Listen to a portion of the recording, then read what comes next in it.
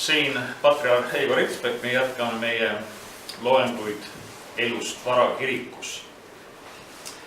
Üks teema, mis juba ka küllaltki vara tuli esile ja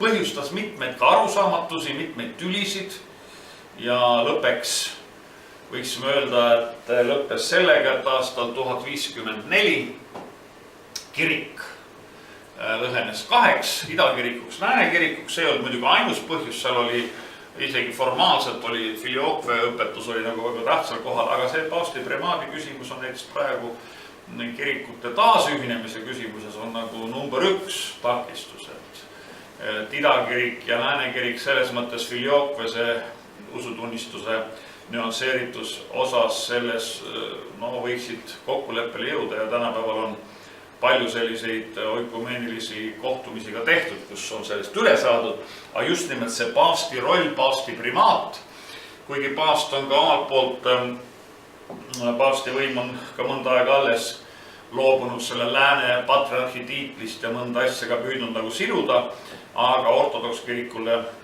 või ortodoksidele see ei ole ka olnud piisav. Konstantinoopoli kiriku kogul aastal 381 on esimene kord, kus me näeme väga selgelt, et Rooma piiskopile antakse esimene koht või esmane koht või auprimaat. Ja just nimelt Konstantinoopoli piiskopi, Konstantinoopoli patriarhi ees. Nii et sealt, see on siis Nikaia usutunnistuse, Konstantinoopoli usutunnistuse, ütleme selle formeerimise protsessi käigus.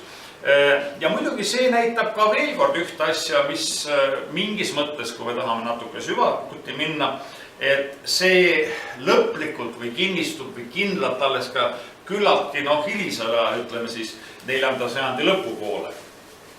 Aga enne seda see oli juba nagu selline traditsioon, selline üldine mõtlemine, kus alati Rooma piiskopi roll oli nagu väga tähtis ja kas juba sellepärast, et Kristus andis võtmete meelevalla Peetrusele ja Peetrus oli tollal siis, võiks öelda niimoodi,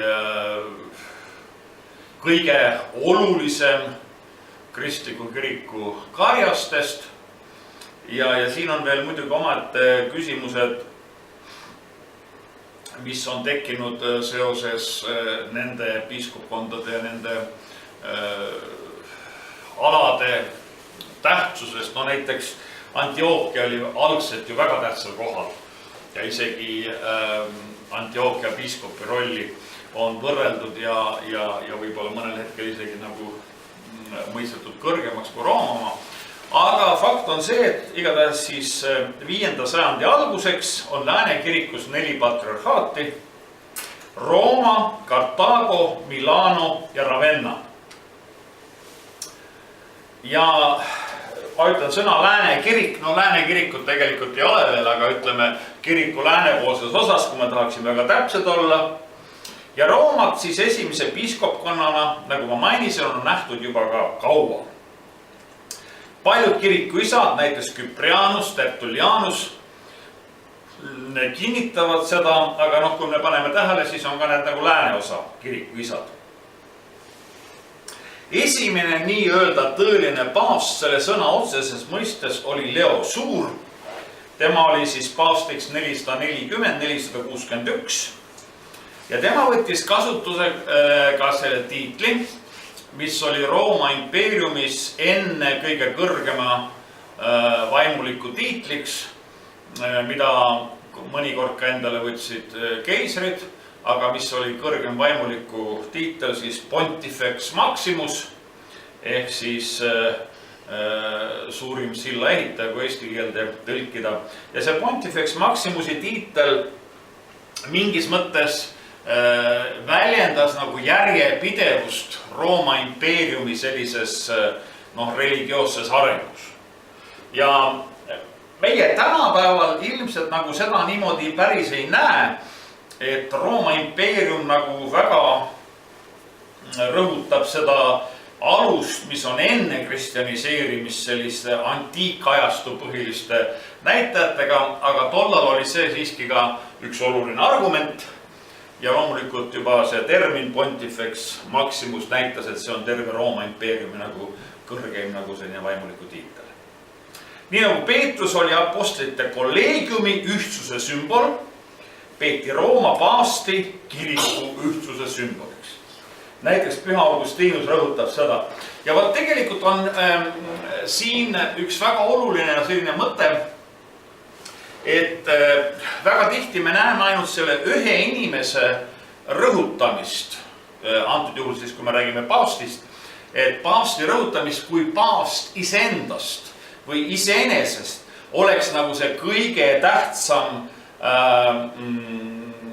esindaja siis kristlikus kirikus või nagu tuleb see Vicarius Filii Dei, Jumala poja asemik maa peal ja nii edasi. Et nagu paavst iseenesest omaks nagu sellise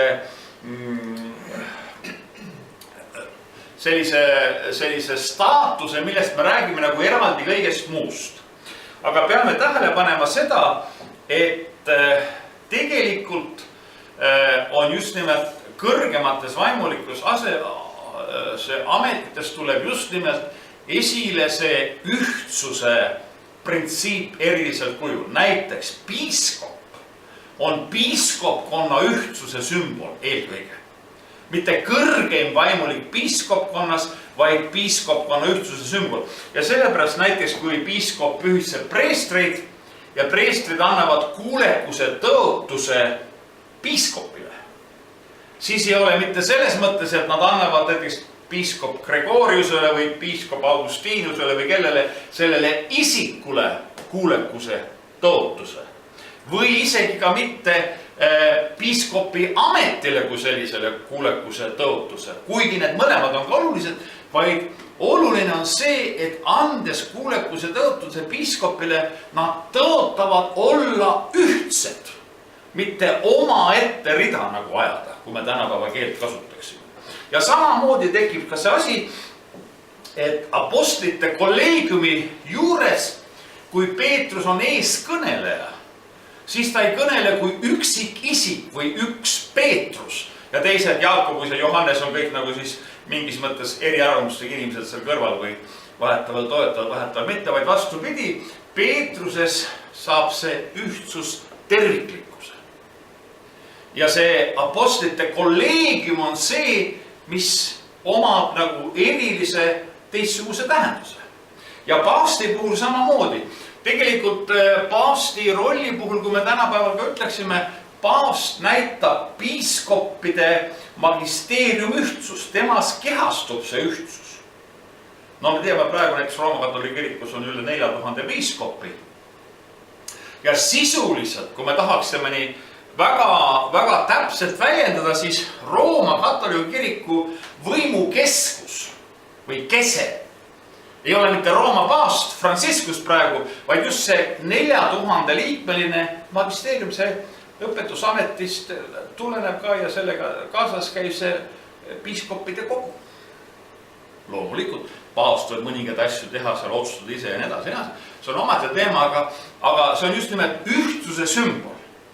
Nii et kõrgemate vaimulike puhul on nagu iseenesest mõeldav see, et see vaimuliku staatus või amet näitab ühtsust. Ja kui ta ühtsust ei näita, no siis tal puudub, siis on ta selline nonsenslik tähendus. Kui ma teen ühe väikse kõrvalepõike, näiteks kui me võtame ükskõik ka protestantlikus maailmas, kui valitakse piiskopid või valitakse ka mõned teiste nimedega kõrgemad vaimulikud, siis see on just nimelt seesama, et see inimene selles ametis, temas nagu kehastub siis selle vaimulikkonna ühtsus. Võtame näiteks Eestis kas või metodisti kirik. Metodisti kirikul koha peal on superintendent. Superintendent ei ole ise mingisugune ainult kõrgem vaimulik, vaid temas kehastub siis kõigi metodisti pastorite ühtsus. Või võtame baptisti liidu. baptistiliidul on president, praegu Erki Tamm, eks. Ja küsimus ei ole mitte selles, et tema nagu kõige kõrgem siis see vaimulik, vaid temas kehastub kõigi baptisti pastorite ja selle baptistiliidu vaimulike nagu ühtsus. Nii et selles mõttes, kui see nii ei ole, oletame, et on mingisugune koguduste liit või ka kirik loodud, kus sellel inimesel ei ole palju võimu ja teised temaga eriti ei arvesta, siis selle muutub siuke nonsensiliseks tähenduseks lihtsalt. Sellel pole mõtet. Vähemalt ajaloolises mõttes, kui me tuleme varakiriku juurde, siis sellel pole sellist tähendust. Ja selles mõttes ka, muidugi me teame, et kiriku ajaloos on olnud eri ajad ja eri ajastud ja vanasti oli ka niimoodi, et ega ainult piiskopid ja vaimulikukond ei mõjutanud neid asju, protsesse, vaid mõjutasid ka kuningad ja keisrid ja edasi, nii et see on väga mitmekihiline asi, aga vähemalt oma olemuses peaks ta selliselt olema. Ja Leo Suur, keda ma juba mainisin, siis hakkas paavsti primaati eriti rõhutama toetudesse Mattuse 16:18 tekstile. Me teame seda, kus Jeesus ütleb Peetrusele, sina oled Peetrus ja sellele kaljule ehitan ma oma koguduse. See on konkreetselt siis Peetrusele öeldud tekst. No, see on nüüd eriti põnev ja huvitav seda teksti eksegeesida vaadata, kuidas protestandid, kellele see muidugi ei meeldi eriti, kuidas nad püüavad sealt kõrvale hiilida. Kõigepealt esimene asi on siis see, et me teame, et kreeka keeles kalju on Petra, naissoost sõna, ja siis Jeesus ütleb Peetrusele, et sina oled Petros, mitte Petra. No, Jeesus ei saanud seda Peetrusele öelda, et sa oled Petra, sest sel juhul oleks ta teinud Peetruse kohe naissooliseks olemiks, mis oleks tekitanud hoopis täiesti absurdse arusaama. Ta pidi Petros ütlema, sest Petros on meessoost sõna, eks, selle sama sõna juures.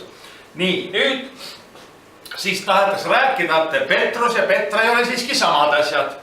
Et need on ikka selle ühe sõna, et Petra on nagu suur kalju ja see Petrus on nagu siis väike kalju, no siis üks konkreetne osa sellest. No see on ka täielik nonsense, sest kui me teeme sõnu, hakkame puht lingvistiliselt niimoodi arendama, et oma teooriat sinna sisse lugeda, siis me jõuame ka väga absurdi asjadeni välja. No näiteks tuleksime selle juurde, vene keeles sõna mees on mušina ja sõna on naissoost. Kas vene keele järgi tuleks siis välja öelda, et kõik mehed on naised või? Ei ole. Sest see on lihtsalt üks keeleline konstruktsioon. See on täpselt nagu Jehova tunnistajad toovad selle püha vaimu grammatilise vormi välja Johannese evangeeliumi algusest ja ehitavad sinna üles mingisuguse oma süsteemi sinna peale. No niimoodi asju teha ei saa. Ja kui toimub vestlus, siis kujutage ette, no me ütleme, et Jumala juures on kõik asjad on ka niisugused ära arvamatud ja üle meie mõistuse, aga kui me kujutame ette kas või seda diskussiooni, mis käib Jeesuse ja tema jüngrite vahel, konkreetselt siis nende jüngrite vahel, kes ta ees seisavad ja Jeesus ütleb, sina oled Peetrus. No on väga raske nagu aru saada, et Jeesus vaatab Jakobusele otsa ja Johannesele otsa ja ütleb, et sina oled Peetrus. Mis tähenduses, ma arvan, kui ta oleks öelnud, et te kõik olete Peetrused siin koos, mis see nüüd tähendab siis? Kui Jeesus seisab Peetruse ees, ütleb, sina oled Peetrus, no miks meil on vaja hakata veel arendama mingit õpetused? Ega seda Jeesus ei öelnud tegelikult Peetrus, sa ütles neile kõikidele. Ja muidugi protestantige ringkondas on ka veel see, et ta ei öelnud mitte ainult nendele, vaid kõigile usklikele. No, ma ei tea. Kui mina isa Raivo ees seisaksin ja ütleksin, et sina oled isa Raivo, siis ma arvan, et kui sinu ümber oleks veel paljusid seised, siis kõik läheksid koju ja neil oleks hea meel, et nad on kõik isa Raivod. Et no, et minu arust siin peab olema väga selline oluline põhjus, miks me ka selliselt võiksime arvata, aga siin ja muidugi teine asi, kui see tuleb üldse selle Petra ja Petrose juurde, siis see on piibli keel, see on uue testamendi keel, uus testament on kirjutatud kreeka keeles, aga me teame seda, et Jeesus kõneles Peetrusega ja Peetrus Jeesusega mitte kreeka keeles, vaid aramea keeles ja aramea keeles ei ole seda vahet olemas Petra ja Petrusega, nii et see probleem laheneb üldse ära, kaob üldse nagu ära. Nii et tihti tehakse sellised, kunstlikud sellised asjad ja näiteks mina nii palju kui ka näiteks ei tahaks või sooviks selle Mattuse 16-18 juures, on ikka väga raske jääda ausaks piibelliku eksegeesi kõikidele reeglitele ja arusaamistele ja mitte väita, et Jeesus ei öelnud seda lauset Peetrusele. Ma ei tea, kuidas seda eksegeetiliselt siis võtta? See on äärmiselt raske või väga keeruline vähemalt. Leo Suur oli ka see, kes tema järgi oli piiskoppide mandaat piiratud nende piiskopkonnaga, mis on ka loomulikult arusaadav, aga Püha Peetruse magisteerium ehk õpetusamet oli teistsugune ja siin ta kasutab sõna plenipotentne, peaks olema eesti keeles, aga jääte siis ladina keele juurde plenitudo potestantis, täievõimuline. Ehk siis Leo Suur rõhutab, et selle õpetusameti suhtes oli Peetruse õpetusamet plenipotentne, teistsugune kui teistel piiskopidele. Loomulikult siin võib tuua mõningaid vastuväiteid, kui on seda vaja esitada. Võib-olla võib öelda, et see mingis protsessis selliseks kujunes. Kui me tuleme nüüd Uue Testamendi tekstide juurde, siis me näeme seal, et sel juhul tähendab Peetrust kui paavsti. See Mattuse tekstist ja mõnest veel võib sealt natuke mingis mõttes nagu välja lugeda, aga just nimelt ka selle kohaliku piiskopi tähtsuse printsiip, mis on ka edaspidi väga olulise tähendusega, see tuleb väga eriselt välja Jeruusalemma konsiili teemaga Apostlite tegude raamatu 15. peatükist, kus me paneme tähele, kus arutakse selle üle siis, et kui tulevad paganad Jumala juurde, mida nad peavad tegema. Ja siis me teame, et on antud konkreetsed nõuded, mida nad peavad täitma. Ja lõpukõne peab kes? Lõpukõne pidas alati kohalik piiskop. Ja selleks oli Jaakobus Jeruusalemma piiskop. Nii et selles mõttes oli see kirik tollal veel, võiks öelda, nagu öeldakse, Jeruusalemma keskne. Niivõrd, kuivõrd me saame seda öelda, aga kui kirik muutub juba tõepoolest tervikuna nagu Rooma keskseks, siis loomulikult Rooma paavsti roll koos sellega muutub täiesti teistsuguseks ja me teame, et nii mõlemad, Püha Peetrus kui ka Püha Paulus, hukatakse Rooma linnas ja nende olek ja minek sinna tähendab Rooma suurt tähtsust. Kalkedoni kirikogu otsustes, see on juba aastast 451, on kindlalt näha paavsti primaati terves kirikus.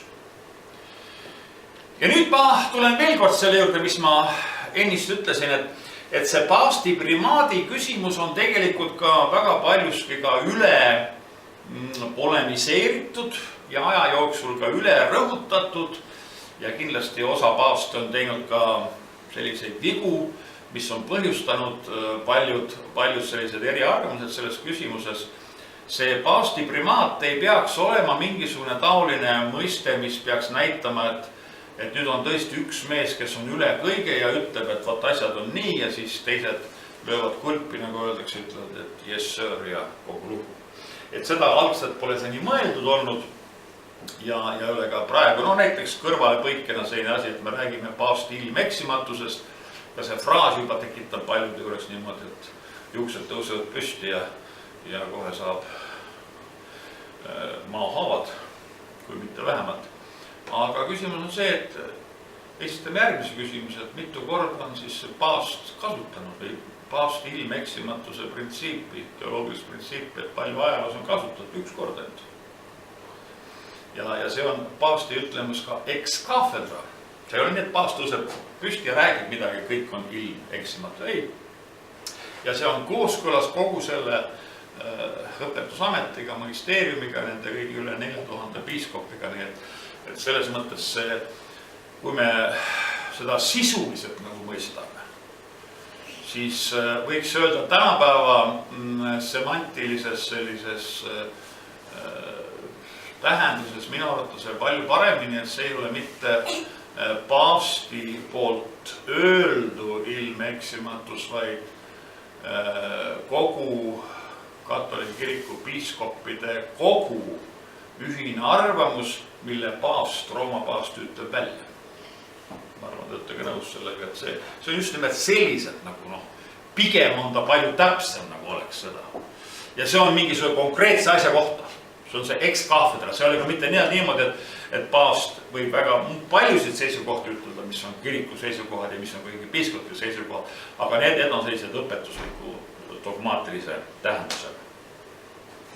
Nii, nüüd me oleme väga pikalt nende algkoguduse teemade juures siin olnud ja ma tahaksin hakata ka vaikselt need otsi kokku tõmbama ja võib-olla mõningaid asju me saame veel vaadata siin, aga kui me tahaksime selliseid üldhinnanguid kogu sellele perioodile anda, kõikidele nendele probleemidele, kõikidele nendele ajaloolistele, olulistele sündmustele, siis esmane asi, mida me kindlasti väidame, on see, et see oli väga oluline ajajärg kristliku kiriku arengus ja kujunemises. Ja siin me ei saa minna ühte kahest äärmusest, mida kirik on tihti teinud. Nagu mu üks hea sõber ütleb, et kiriku teinekord on väga raske käia nagu keset teed, et ikka kas vasakus või paremas kraavis ja palju on juhtunud ka seda. Aga et me näeme ainult sellest glorifitseerivat või siis ainult midagi negatiivset.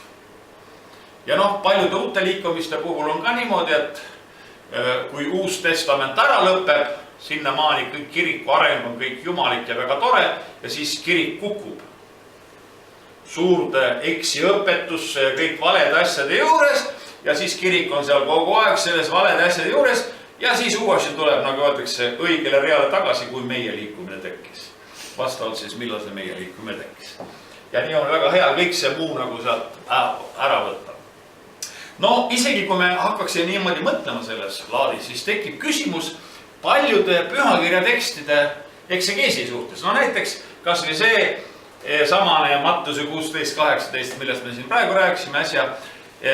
Sina oled Peetrus, sellele Kaljul mehitan oma kiriku ja põrgu väravad ei võida seda ära. See tähendab, Kristuse kirikut ei võideta ära. Aga siis me tunnistame, et meie teoloogia muutub nagu selliseks, et esimesel sajandil Kristuse kirik oli olemas, siis nii et selles mõttes jääb selline arusaamine, et esimesel sajandil on kirik nagu jumalikus meelevallas tegutsemas ja siis ta äkki kukub ära ja siis on nagu kuradi meelevallas või see pole õige, see on siis väga pikka aega. Ja kui mõned uued õpetused tekivad alles kuskil 17, 18 sajand või 19, 20 sajand, siis tuleb välja, et suurem osa või enamus sellest ajavahemikust on kristlik kirik olnud kõik nagu kuradi võimuses. Või tähendab, pole valesti, kõik on valesti olnud või kõik on mööda olnud või kõik on siis alles tuli nagu tõde meie õue peale, kui üks sajand või mõned aastakümned tagasi tuldi mingi asja. Et juba see läheb vastuoluse üldise sellise eksegeetilise pildiga. Ja teine asi, mida ma ka esimestes loengutes märkisin juba ka ära, et samal ajal me ei saa seda varakirikut ka niimoodi glorifitseerida, et nagu ma mainisin, et ma olen kuulnud ka mitmetes kogudustes öeldakse, et issand anna armu, et meil varakiriku ajad tuleksid tagasi ja et oleksime nii nagu varakirik ja sellega tahetakse väga siiralt väljendada seda, et selline imeline kiriklik elu ja tervenemised ja surnute ülestõusmised ja selline väga kiiresti laieneb kristliku kiriku areng ja missioneerimine ja taolised asjad toimuksid sellises väga massilises vormis. Et see oleks nagu üks selline varakiriku selline näitaja, mis ka on seda. Aga koos sellega käivad ka muud asjad. See on täpselt nii, et kui head vilja külvata, siis on raske palvetada, issanda on armu, et me külvame siia põllule nüüd rukist või nisu ja et siia üldse nagu ühtegi umbrohtu ei tuleks. No on nagu vähe usutav, et see päris niimoodi juhtuks. Et elu on näidanud, et ikka midagi läheb mõnigi kord mitte nii, nagu see peaks olema. Teine asi, miks see varakiriku periood on kindlasti väga tähtis, on peamiste teoloogiliste ja liturgiliste seisukohtade väljakujunemise aeg. Ehk teisi sõnu, kui me tahaksime esitada küsimuse, mida kirik õpetab, mida kristlane usub, mida kirik õpetab, mis on kirikuõpetus, kus kohalt see tuleb, siis nii ilus, kui see ka ei oleks, siis me ei saa kõikide asjade kohta öelda, et vot selle me loeme välja Piibli Uue Testamendi sealt peatükist ja sealt sellest salmist ja nii edasi, vot sealt tuleb see õpetus. Kuigi enamikel õpetustel ja peaaegu kõikidel me võiksime on olemas loomulikult piibelik taustsüsteem seal olemas, aga on asju, mida on ka termineid ja väga olulisi asju, mida Piiblis ei ole ja mis on teoloogias väga suure tähendusega. Võtame näiteks kas või sellise sõna nagu kolmainsus, triniteet, trinitatis. No kui me ütleme, et Piiblis seda sõna ei ole, mina seda sõna ei kasuta. Noh, sel juhul, kui me kolmainsust hakkame eitama, siis on juba meie kristlik teoloogia ikka väga kraavis omadega. Või ka liturgilised seisukohad. See on nüüd teine selline asi, mis on ka teinekord küllaltki valuline protsess. Et kui me vaatame kristliku kiriku jumala teenistuse olemust ja mismoodi seda jumala teenistust peeti ja kas või seda üldist fraasi lex credendi, lex orandi est, mis on ka siiamaani võib seda jälgida, et mismoodi me jumalat teenime, näitab ka seda, mida me usume. Ja see on väga tõeline selline seisukoht. Ma olen seda maininud ka mitu korda ilmselt ja kui ma olin Ameerikas esimesel aastal, ma olin seal seminaris magistratuuris, mul ei olnud oma kogudust seal teenida, ma sain seal pühapäeviti käia, abikaasa oli seal ühes kirikus pianistiks ja siis ma viisin autoga ta sinna ära ja siis ma kasutasin Lexingtonis olevate väga paljude erinevate kirikute külastamist. Sain teada, mida see kirik õpetab. Kirikud, mida Eestiski ei ole ja pole võib-olla näinud. Ja mõtlesin, see on täiesti pädev väide. Kui sa lähed kiriku jumala teenistusele, istud seal kas või pool tundi või üle rohkem selle, no üldiselt sa saad aru, mida need inimesed usuvad. Kuigi see jälgib jumala teenistust. Sellest on ikka väga palju saab aru. Nii et kui me tahaksime tänapäeval öelda, et see jumala teenistuse olemuslikkus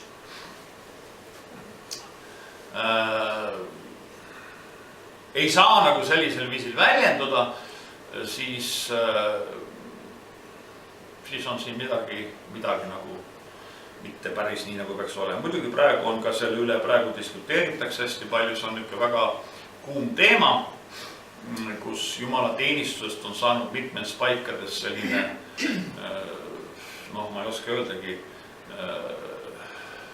kuidas see sõna peaks eesti keeles olema. Inglise keeles on worshipist on saanud entertainship. Et on selline nagu inimeste lõbustamise või cool olemise või sellise asja keskus, kus inimene tunneb ennast väga hästi. No, me teame, et varakirikust on ikka see printsiip alati olnud, et inimene peab kirikus ka ennast tundma ikka mõnikord ikka mitte väga hästi, vaid tundma seda, et on patune inimene. Kui inimene tunneb, et on patune inimene, siis ta ei saa tunda ennast väga hästi lihtsalt niimoodi. Ja mõnedki asjad, mis Jumal meile ütleb või räägib, ei ole niimoodi, et see meile meile lihale või meie arusaamistel oleks nagu väga meeltmööda ja kuigi Jumal muidugi julgustab ja räägib ka väga positiivseid asju meile. Kolmandaks, kiriku nõndanäotud elava traditsiooni väljakujunemise aeg.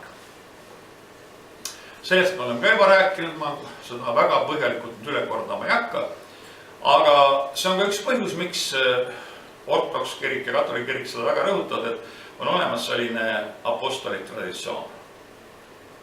Kiriku pärimus, püha pärimus. Et selles me näeme, mismoodi need asjad arenesid ja tulid. Võtame kas või esimesed 5 sajandit, võtame kas või esimesed 7 kiriku kogu, et seal on meil see alus olemas, see kogu see vundament on olemas.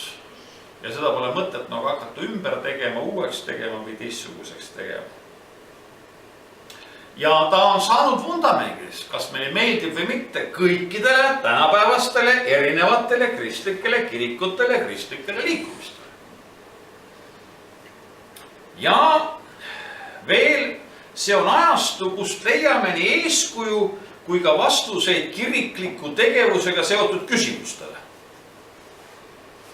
Muidugi siuke protestantlik süsteem ütleks, et me oleksime nende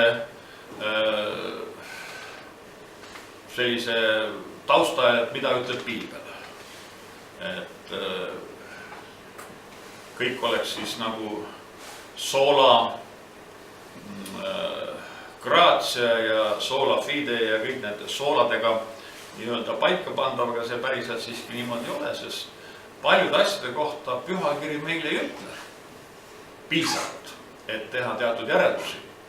Ja need vastused me saame ei kuskilt mõnelt kui apostolikust traditsioonist. Ehk mida kirik tegi, kuidas kirik käitus, miks ta nii käitus ja nii edasi.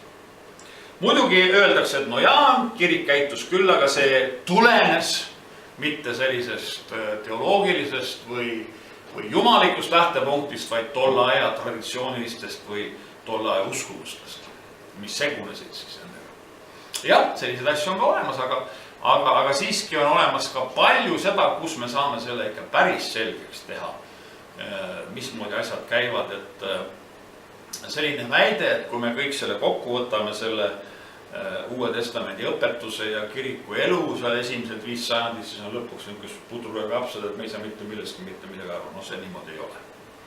Kes seda niimoodi väidab, see pole tõeline kiriku ajal uurija olnud, ega siis ka mitte piibli uurija, vaid on lihtsalt kunstlikud mõningad üksikuid tsitaate või lauseid või midagi kuskilt kokku kompileerinud ja saanud endale sellise kummalise asja.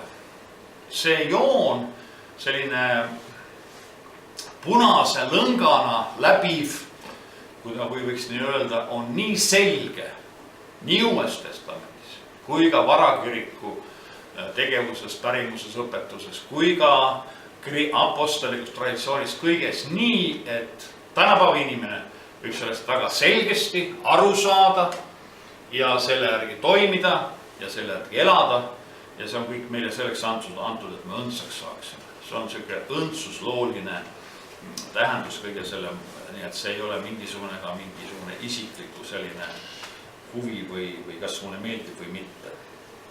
Ja enamikele kristlikele kirikutele ka nõndanähtud normatiivse kristluse väljakujunemise aeg ja taustsüsteemi teke. Võiks öelda nii, et iga kristlik kirik, kui ole tegemist mingi eksiõpetusega, saab mingisuguse taustsüsteemi kõik varakirikust. Ükskõik kui palju seda võetakse või millisel kujul, see on omaette küsimus, aga see varakiriklik taustsüsteem, see, kui me tahame ennast kristlaseks nimetada, siis see on meil kõigil olemas ja loomulikult me võime öelda, et tõepoolest need asjad on sellisel kujul ja me saame selle kohta ka kinnitust ja võime olla kindlad, et kas see aeg, kus meie praegu oleme Kristuse kirikus, teenime, armastame Jumalat, kaasinimesi, et kõige selle läte on just nimelt selles ajastus, mida me nimetame varakirikuks.